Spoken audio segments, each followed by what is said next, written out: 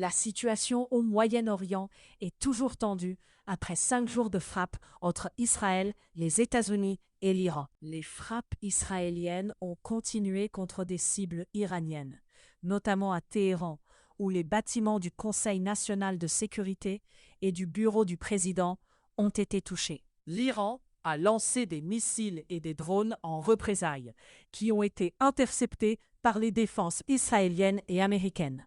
Les États-Unis ont conseillé à leurs citoyens de quitter le Moyen-Orient en raison des risques pour leur sécurité. Une attaque de drone a visé l'ambassade américaine à Riyad, en Arabie saoudite, sans faire de victimes.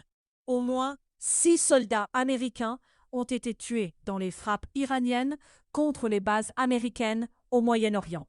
Plus de 1000 membres des forces iraniennes, dont des officiers du corps des gardiens de la révolution islamique, CGRI, ont été tués depuis le début de la guerre. Les frappes ont également causé des dégâts importants aux infrastructures iraniennes, notamment aux installations nucléaires. Le conflit s'est étendu au Liban, où Israël a mené des frappes contre des cibles du Hezbollah, un groupe militant soutenu par l'Iran. Les résidents du sud de Beyrouth ont été avertis d'évacuer leur quartier en raison des frappes israéliennes.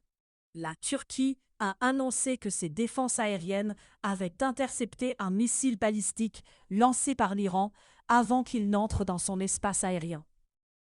Les Nations unies ont exprimé leur inquiétude face à l'escalade du conflit et ont appelé à une désescalade immédiate.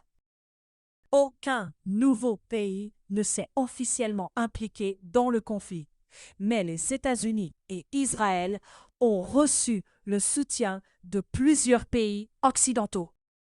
Les conséquences humanitaires de la guerre sont de plus en plus préoccupantes.